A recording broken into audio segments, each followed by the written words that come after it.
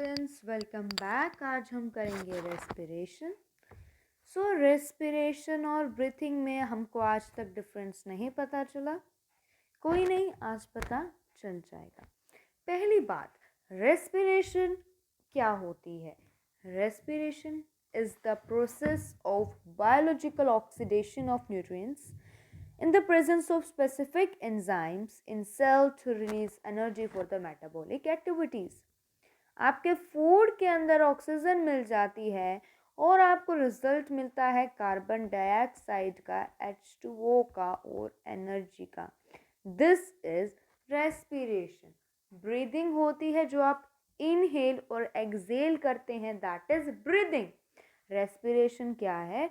ये ऑक्सीडेशन होता है न्यूट्रिएंट्स का जो कि आपकी बॉडी के अंदर प्रेजेंट है via through your food, right. और वो आपको रिजल्ट देता है, यानी रिएक्टेंट्स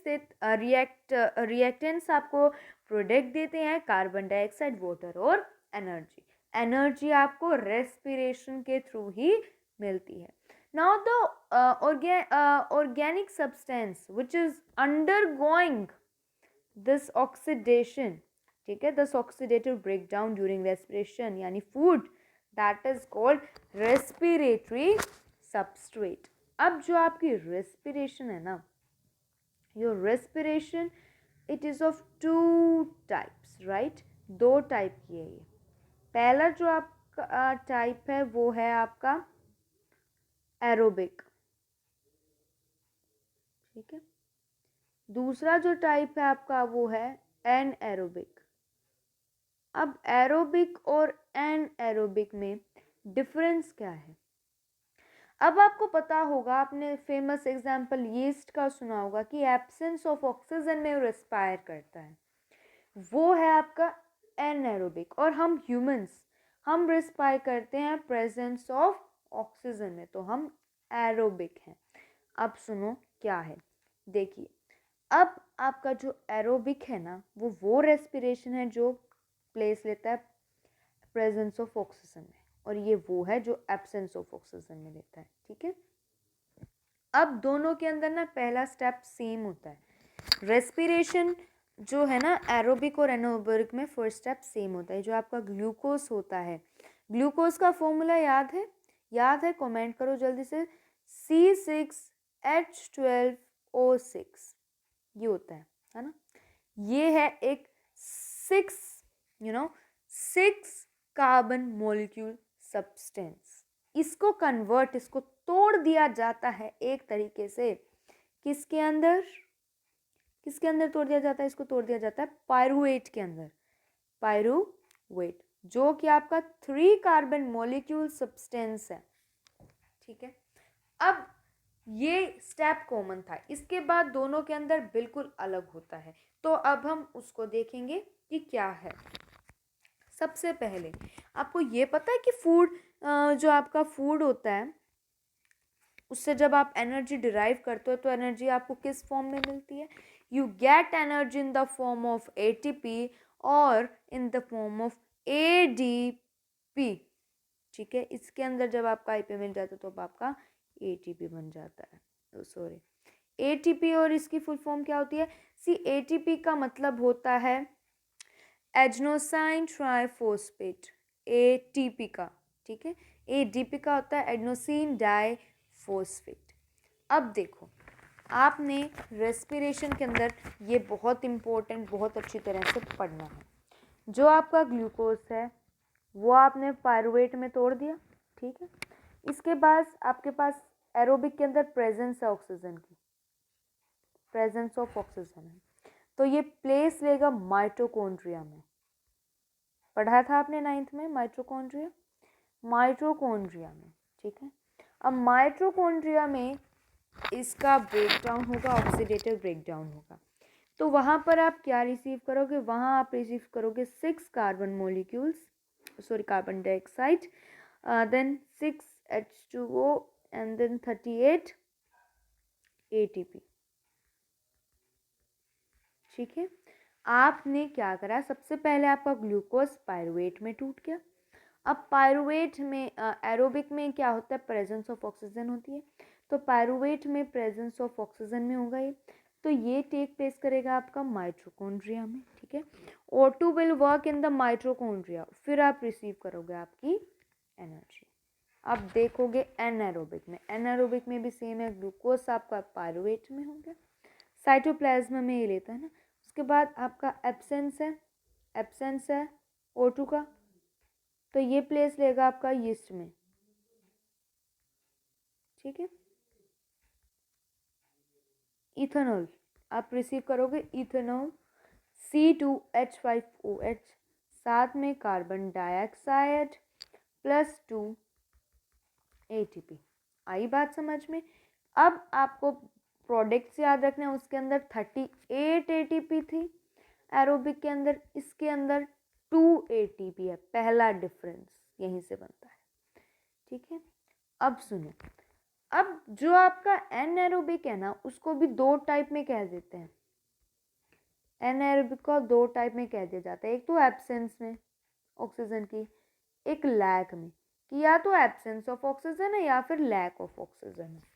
अब एब्सेंस ऑफ ऑक्सीजन वाला जो है उसको तो हम पूरा, उसका रियल नेम क्या है, एल्कोहिक सॉरी है तो एनारोबिक, बट उसको हम बोलते हैं एल्कोहिक फर्मेंटेशन, क्योंकि उसमें आपको मिलता है इथेनॉल, ठीक है। और आपका लैक ऑफ ऑक्सीजन, इसको बोलते हैं हम लैक्टिक एसिड फर्मेंटेशन। एल से याद रखना, एल से लैक, एल से लैक्टिक एसिड फर्मेंटेशन, इसके अंदर आपका प्रोडक्ट लैक्टिक एसिड आता है। अब मैं ये तीनों बता रही हूँ दोबारा से, ध्यान से सुनने का। फ्लो चार्ट बहुत इंपॉर्टेंट है, फ्लो चार्ट बना देती हूँ मैं। देखिए, सबसे पहले आपका ग्लूकोज पायरुवेट में होगा, ठीक है। उसके बाद अगर आपके पास प्रेजेंस है ऑक्सीजन की, तो ये प्लेस लेगा माइटोकॉन्ड्रिया में, ठीक है। और आप रिसीव करोगे कार्बन डाइऑक्साइड, वाटर, एनर्जी। और एग्जैक्ट अमाउंट मैंने पिछले बार समझा दिया था। अब आपके पास मान लीजिए लैक है ऑक्सीजन का, ठीक है, you are in a situation of lack of oxygen, तो ये प्लेस रहेगा आपकी मसल के अंदर, ठीक है। मसल के अंदर क्या मिलेगा आपको, लैक्टिक एसिड और एनर्जी, ठीक है, प्लस एनर्जी। अब मान लीजिए आपके पास एब्सेंस है, तो ये कहाँ प्लेस लेगा, यीस्ट में लेगा। It is there in yeast, वहाँ आपको मिलता है इथेनॉल, इसको इसलिए अल्कोहलिक बोलते हैं, कार्बन डाइऑक्साइड और एनर्जी। बात आई समझ में, देख लीजिए ध्यान से। पहले आपका ग्लूकोज पायरुवेट में हो गया। उसके बाद अगर आपके पास प्रेजेंस ऑफ ऑक्सीजन है तो वो माइटोकॉन्ड्रिया में प्लेस लेगा, और माइटोकॉन्ड्रिया में प्लेस लेते ही क्या होगा, आपका जो ऑक्सीडेटिव ब्रेकडाउन होगा, और वो जो आपका सब्सटेंस था वो कार्बन डाइऑक्साइड H2 एनर्जी की फॉर्म में ब्रेकडाउन हो जाएगा। फिर लैक ऑफ ऑक्सीजन आपका मसल में लेता है प्लेस, ठीक है। Lack of oxygen take place in muscle के अंदर लेता है। अब लैक्टिक एसिड और वहाँ पर एनर्जी मिलती है आपको, लैक्टिक एसिड मिलता है इसमें। अब आता है absence of oxygen. Absence of oxygen आपका यीस्ट में प्लेस लेता है, इथेनॉल, कार्बन डाइऑक्साइड और एनर्जी मिलती है इसमें। बात आई समझ में, आई होप आ गई होगी। ये बहुत इंपॉर्टेंट फ्लो चार्ट था। इसके बाद आपका बहुत ही इंपॉर्टेंट क्वेश्चन आता है कि एरोबिक और एनएरोबिक रेस्पिरेशन में डिफरेंस बताइए। तो मैं बता देती हूँ कैसे करना है आपको इसको। एरोबिक, एक second, let me change the colour, white ही अच्छा लग रहा है शायद। तो सबसे पहले आप एक टेबल बना लेंगे बड़ी सी, उस टेबल के अंदर आपको कुछ पॉइंट्स मेंशन करने होंगे। Always you have to mention points, ठीक है। पॉइंट्स के अंदर ही लिखोगे आप डिफरेंस, ऐसा नहीं है कि बिना पॉइंट्स में, बिना टेबल की फॉर्म में कर दो, फिर कहते हैं मार्क्स कट गए जी। इस तरह से मान लीजिए आपने टेबल बना ली। अब टेबल बनाने के बाद यहाँ लिखोगे एरोबिक, वहाँ लिखोगे एनएरोबिक। एरोबिक और एनएरोबिक में डिफरेंस लिखना। सबसे अच्छी जो चीज़ हमने पढ़ी थी कि इसमें ब्रेक डाउन ऑफ फूड होता है प्रेजेंस ऑफ ऑक्सीजन में, इसमें ब्रेक डाउन ऑफ फूड होता है एब्सेंस ऑफ ऑक्सीजन में, है ना, ऐसे ही होता है। इसमें प्रेजेंस ऑफ ऑक्सीजन में होता है, इसमें एब्सेंस ऑफ ऑक्सीजन में होता है। इसके अंदर मोर एनर्जी रिलीज होती है, मोर एनर्जी इज रिलीज्ड, इसके अंदर लेस एनर्जी इज रिलीज्ड। पता है ना आपको, इसके अंदर 38 एटीपी होते हैं, इसके अंदर 2 एटीपी होते हैं, ठीक है। फिर आप लिखोगे कि ये माइटोकॉन्ड्रिया में होता है, ये यीस्ट में होता है, ठीक है। एक डिफरेंस पॉइंट ये लिख सकते हो कि इसके अंदर कार्बन डाइऑक्साइड और H2O रिलीज होते हैं, जबकि इसके अंदर इथेनॉल और कार्बन डाइऑक्साइड रिलीज होते हैं, ठीक है। इसके अंदर ethanol plus carbon dioxide release होते हैं। This is the difference point between them. 4 point आपको मिनिमम बनाने हैं, तो प्लीज़ बनाने का, इसको याद रख लेना, बहुत इम्पोर्टेंट है। इसके बाद हम आगे बढ़ते हैं। अब जैसे कि आपको पता है कि हमें तो बहुत कुछ पढ़ना है ना, तो जो सबसे पहली चीज़ आती है वो आती है स्टेजेस ऑफ रेस्पिरेशन, ठीक है। स्टेजेस ऑफ रेस्पिरेशन से 2 टाइप की रेस्पिरेशन है आपकी, एक्सटर्नल रेस्पिरेशन और इंटरनल रेस्पिरेशन।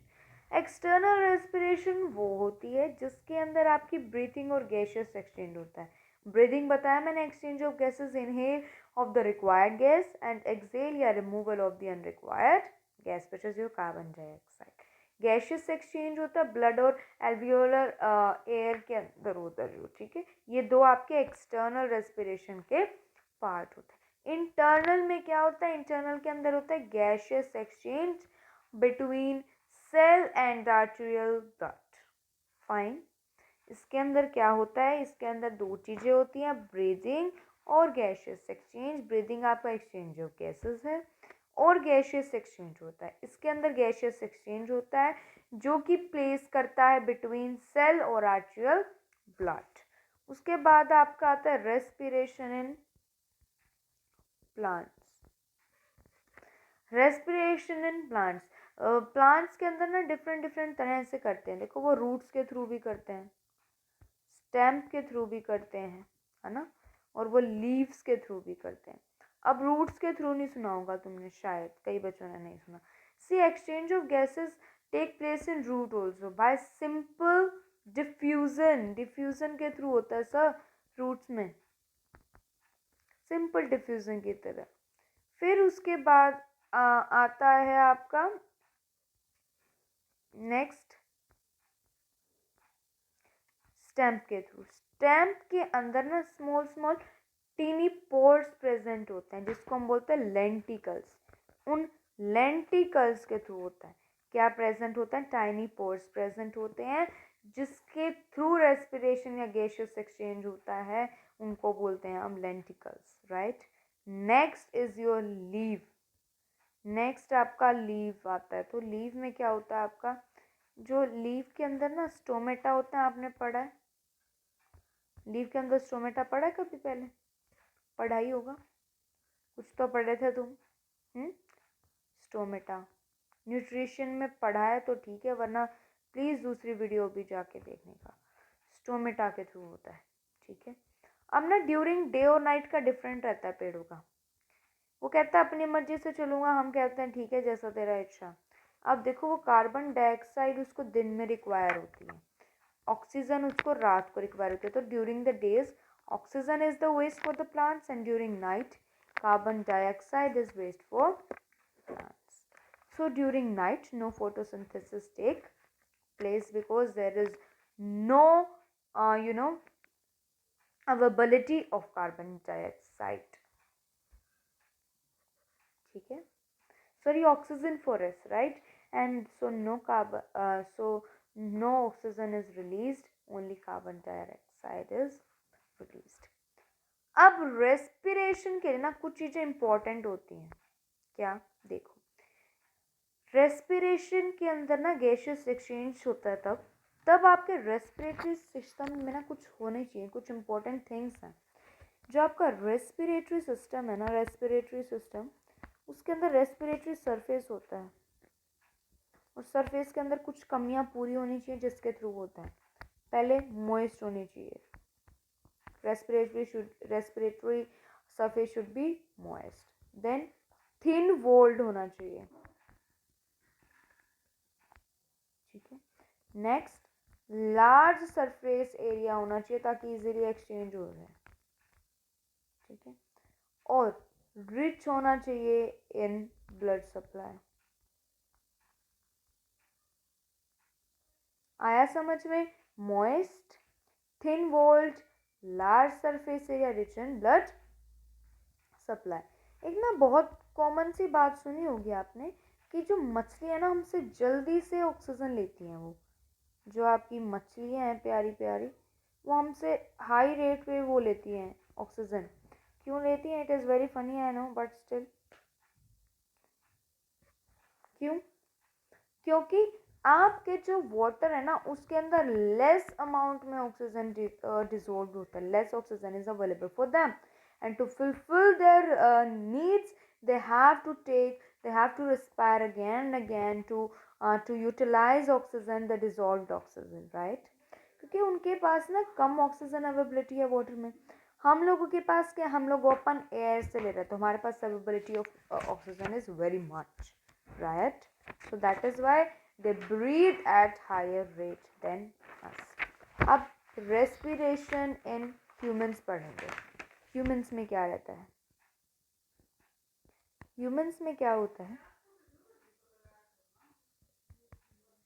nostril आपके नाक के आगे से घुसती है, फिर नेसल पैसेज में जाती है जो कि डिवाइडेड होता है।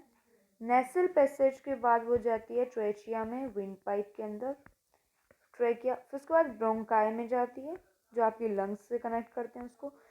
फिर ब्रोंकाई आगे टूट जाती है ब्रांचेस में जिसको हम बोलते हैं ब्रोंक्यूल्स। ब्रोंक्यूल्स से लंग्स में जाती है, लंग्स से आपके एल्वियोल में जाती है। ये हैं आपके सारे फ्लो चार्ट। अब शुरू करते हैं इसको। सबसे पहले नोस्ट्रिल में आती है आपकी। नोस्ट्रिल में क्या होता है? नोस्ट्रिल से ही आपकी रेस्पिरेशन का फर्स्ट पार्ट शुरू होता है। आप ऑक्सीजन एयर को अंदर लेते हो, राइट? और आपके ना नोस्ट्रिल के अंदर फाइन हेयर्स और म्यूकस प्रेजेंट होता है, ठीक है। Fine hairs and mucus is present within your nose. अब जो फाइन हेयर्स और ये म्यूकस है ना, ये हमारे लिए बहुत अच्छा होता है। हम कहते हैं ना मुंह से सांस नहीं लेना, क्यों? क्योंकि नोस्ट्रल में फाइन हेयर और म्यूकस है बट मुंह के अंदर नहीं है। तो मुंह से अगर आप ऑक्सीजन ले रहे हो तो फॉरेन पार्टिकल्स अंदर जा रहे हैं, बट नोस्ट्रल्स के थ्रू नहीं जाते क्योंकि mucus and fine hairs prevent the entry of the foreign particles, ठीक है। अब नोस्ट्रल से आप पहुंचते हैं नेसल चैम्बर, नेसल पैसेज के थ्रू, ठीक है। ये फेरिंग्स में खुलता है और ये एयर देता है आपके लैरिंग्स को भी, जो कि प्रोड्यूस करता है साउंड। अब जो ये है ना म्यूकस, इनका भी एक काम और होता है। एक तो प्रिवेंट करते हैं जैसे मैंने बताया कि फॉरेन पार्टिकल्स की entry. Also it brings the air to your body temperature, ठीक है। आपके बॉडी टेम्परेचर पर एयर को कन्वर्ट कर देती है, जिसकी वजह से आपका जो एयर अंदर गया है वो आपके को इफेक्ट नहीं करता। फिर वो पहुंच जाती है जैसे मैंने बताया ट्रेचिया, नेसल पैसेज से पहुंच गया। ट्रेचिया को आप बोलते हैं विंड पाइप, ठीक है। इसके अंदर आपकी हवा चली जाती है, ठीक है। Food pipe wind pipe different है बच्चा। ठीक है। अब जो ये आपका ट्रेचिया है ना, इसके अंदर रिंग्स ऑफ कार्टिलेज होती हैं। अपनी गर्दन के ऊपर हाथ लगा के देखो, वहाँ पर कुछ स्ट्रक्चर दिखेगा आपको, कुछ हड्डी हिलती हुई, ठीक है। ऐसे ऐसे इसके अंदर रिंग्स ऑफ कार्टिलेज होते हैं। अभी जो रिंग्स ऑफ कार्टिलेज, इनका अपना अलग फंक्शन है। क्या फंक्शन है कि एक ना ट्रेचिया को ओपन रखते हैं, दे कीप ट्रेचिया ओपन, ठीक है, और प्रिवेंट करता है इसको कोलैप्स करने से। It prevent it from collapsing. अगर इसके अंदर ये नहीं होंगी तो आप जब सांस लोगे तब वो बिल्कुल बंद हो जाएगा, है ना। छोड़ते टाइम तो बोले खुल जा, लेते टाइम बिल्कुल बंद हो जाएगा। अब इसके बाद आपको पता है कि कहाँ पहुंच जाएगी आपकी हवा, ब्रोंकाई में। दोनों लंग्स के अंदर होती है ब्रोंकाई, इस वाले लंग में भी है, इस वाले लंग में। ये तो किडनी शेप्ड वो लग रहा है ना, ठीक है। दो टाइप, सॉरी, दो उसमें होता है, स्मॉलर में और और क्या कहते हैं, स्मॉलर होता है लेफ्ट और राइट, दोनों ब्रोंकाई में होता है, ठीक है, क्योंकि दोनों लंग्स में होता है। अभी जो ब्रोंकाई है वो ब्रोंक्यूल्स में टूट जाता है। ये क्या करता है, एक्सटेंड करता है लंग्स तक। फिर अब इसमें क्या होता है ना, हर ब्रोंकाई जो होता है ना, ब्रोंकाई वो टर्मिनेट करता है एल्वियोलाई को। मैंने बताया कि ब्रोंकाई से ब्रोंक्यूल्स, ब्रोंक्यूल्स से alveoli. Alveoli balloon like structure है। जैसे आपकी बॉडी के अंदर, आपकी इंटेस्टाइन के अंदर विलाय प्रेजेंट था सरफेस एरिया को इंक्रीज करने के लिए, एब्जॉर्प्शन, तो ये भी यही है कि सरफेस एरिया इंक्रीज करता है एक्सचेंज फॉर गैसेस के लिए, ठीक है। फिर आता है रिब्स। लंग्स के बाहर देखा है आपने, रिब्स होती हैं, है ना। आप कहीं पे भी देखना तो एक ऐसे लंग्स बने होते हैं और उसके बाहर ऐसे जुड़ी होती है रिंग्स। तो वो जो रिब्स, ठीक है, वो जो रिब्स है ना, वो क्या होती है, 12 पेयर में होती हैं। हार्ट और लंग को प्रोटेक्ट करती हैं। इसके थ्रू, इससे मसल्स अटैच्ड होती हैं और हमेशा ब्रीदिंग में हेल्प करती है। अब नेक्स्ट आता है कि लंग्स क्या है। लंग्स ना प्राइमरी ऑर्गन है रेस्पिरेशन के लिए, ठीक है। हार्ट के दोनों साइड होते हैं, transport of oxygen carbon dioxide कराते हैं। प्लूरल मेम्ब्रेन होती है इसके ऊपर। जो राइट लंग है ना, वो आपका वाइडर होता है लेफ्ट लंग से, क्योंकि लेफ्ट लंग के ऊपर टिल्टेड होता है आपका हार्ट। हार्ट की प्लेसमेंट की वजह से your right lung is wider than your left lung. फिर आता है डायफ्राम बिलो द लंग्स। ये क्या होता है, डिवाइड करता है आपको, हाँ, divides your thorax from your abdomen, chest cavity पर, ठीक है। ये जो होता है वो फ्लैट हो जाता है, इस तरह की शेप का होता है, डिस्क शेप। तो क्या होता है कि फ्लैट हो जाता है इनहेलेशन के टाइम और फिर से वापस रिलैक्स होकर एक्सहेलेशन के टाइम पहले की तरह हो जाता है। अब मैकेनिज्म याद हो गया होगा आपका इनहेलेशन का। इनहेलेशन सबसे पहले आपके नोस्ट्रल्स के थ्रू एयर एंटर करी, फिल्टर हुई, उसके बाद ट्रेचिया पहुंची। ट्रेचिया पहुंचने के बाद आपकी चेस्ट कैविटी इंक्रीज हो जाएगी, इंक्रीज होगी, डायफ्राम फ्लैट हो गया और रिब्स आपकी लिफ्टेड हो गई, ठीक है। सांस को एक बार इनहेल करके देखो तो आपको पता चलेगा कि आपकी चेस्ट कैविटी बढ़ रही होती है, डायफ्राम फ्लैट हो जाएगा, इंक्रीज हुआ है तो वो, है ना। फिर उसके बाद क्या होगा, एयर आपके लंग्स के अंदर सख्त हो जाएगी और एल्वियोलाई को भर देगी। ऐसे ही आपका एक्सचेंज हो जाता है। अब एक्सचेंज देख लेना, exchange of O2 and CO2. Alveoli are provided with the extensive network of blood vessels. अब जो कार्बन डाइऑक्साइड है वो रिलीज्ड ब्लड कर देता है, उनको रिलीज एल्वियोलाई में। फिर उसके बाद क्या होता है, oxygen is taken by the alveolar air, ठीक है। हीमोग्लोबिन ऑक्सीजन को ले लेता है लंग से और कैरी करता है उसको टिश्यू तक, ऑक्सीजन आपके हर उसके सेल के पास पहुंचता है। फिर आता है एक्सहेलेशन। एक्सहेलेशन में क्या रहता है? एक्सहेलेशन में आपकी कार्बन डाइऑक्साइड डिसॉल्व फॉर्म में प्रेजेंट होती है हमेशा, वो आपके ब्लड तक पहुंचती है, फिर आपके एल्वियोलाई, ठीक है। फिर उसके बाद आपकी चेस्ट कैविटी डिक्रीज हो जाती है, रिब्स और डायफ्राम दोनों रिलैक्स हो जाते हैं, फिर एयर आपकी बॉडी से आउट हो जाती है। अब एक टर्म है residual volume. There is a term residual volume. आप ना बहुत जोर से सांस छोड़ के देखो, फिर भी थोड़ी सी हवा आपके अंदर हमेशा रहती है, ठीक है। ये क्या होती है? It is the volume of the air present in the lungs even after a forceful exhalation. आप कितना ही फोर्स करके रिमूव कर लीजिए, ये वहीं रहेगा अंदर, ठीक है। अब इसके ना बहुत सारे फंक्शन भी होंगे। पहला फंक्शन क्या है कि प्रिवेंट करता है लंग्स की वॉल को कोलैप्स होने से, ठीक है, कोलैप्स होने से प्रिवेंट करता है। अब दूसरा फंक्शन क्या है कि it provide continuous supply of oxygen, ठीक है, कॉन्टिन्यूअस सप्लाई देता है ऑक्सीजन का ब्लड वेसल्स तक। So here we end with the topic respiration. I hope it is clear. If any doubt, kindly comment. It will be resolved. Thank you so much for watching. We'll meet on a new video. Thank you so much. Bye.